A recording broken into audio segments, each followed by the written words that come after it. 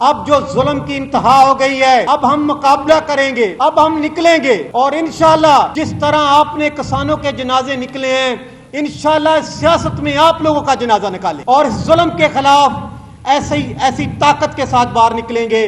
ہم کسان ہیں جو کوشش کرتا ہے کہ اس ملک کی سلامتی کو کسی حوالے سے بھی مشکلات میں نہ ڈالا جائے۔ اتنا ظلم اس ملک میں گندم آپ نے ختم کر دی، اور ابھی مریم صاحبہ کو بیوروکریسی نے ایک رپورٹ دی ہے کہ 97% گندم کاشت ہو گئی ہے۔ جس دن یہ گندم آئے گی میں اس دن بیوروکریسی سے پوچھوں گا۔ اور مریم صاحبہ، جو آپ خوشی میں سو نہیں پاتی کہ آپ کو کسانوں کے میسج آتے ہیں کہ خوشحال ہو گیا، وہ کیسے خوشحال ہو گیا؟ گنا 400 پچھلے سال کا ریٹ تھا، اس سال 400 اور ابھی 325 میں۔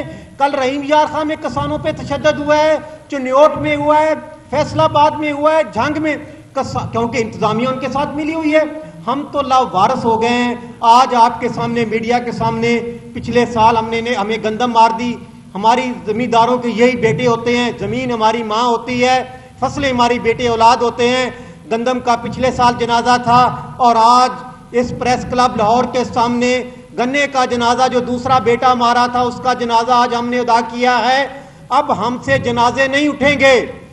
اب جو ظلم کی انتہا ہو گئی ہے، اب ہم مقابلہ کریں گے، اب ہم نکلیں گے اور انشاءاللہ جس طرح آپ نے کسانوں کے جنازے نکلے ہیں، انشاءاللہ سیاست میں آپ لوگوں کا جنازہ نکالیں گے اور اس ظلم کے خلاف ایسی طاقت کے ساتھ باہر نکلیں گے۔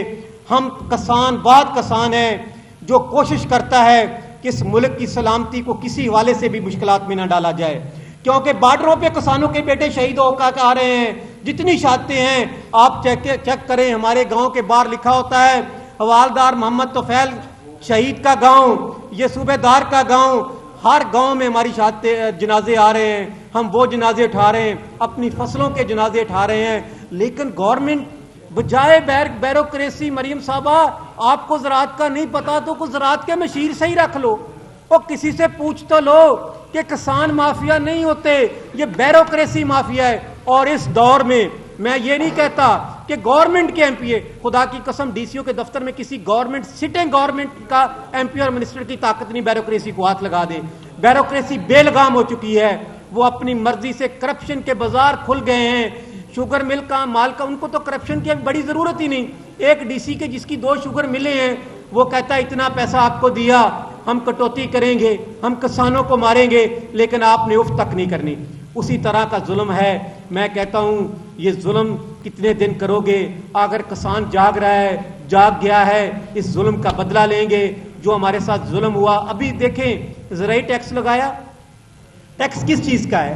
ہماری فصل کا پرافٹ آئے تو ہم ٹیکس دیں نا، ہمیں آؤٹ پٹ سستی دیں، کھاد سستی دیں، ڈیزل سستی دیں، ٹیوب ویل کا بل سستا دیں۔ ابھی دیکھیں یہی گندم کا، جب ہم نے گندم کاشت کر لی تو یہی سیڈ کا بیگ 7,000 7,500 میں تھا، اور کل پرسوں 4500 کا ریٹ نکال دیا۔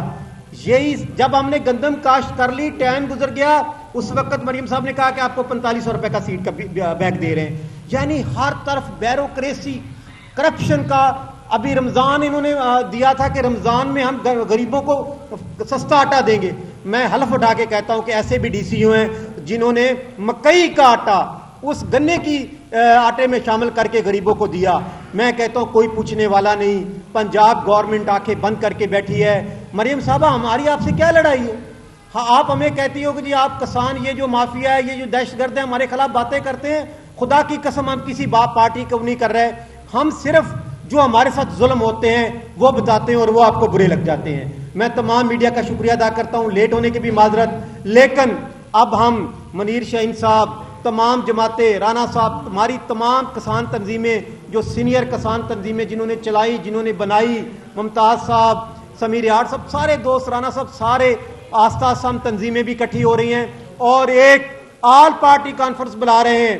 ساری کسان تنظیمیں اکٹھی ہو کے اور پورے پاکستان کی جماعتوں کو، سیاسی جماعتوں کو اس میں دعوت دیں گے، جو ہمارے ساتھ ظلم ہو رہا ہے ان کو بتائیں گے اور ان کو دعوت دیں گے کہ اس طریق کو احتجاج کرنے جا رہے ہیں۔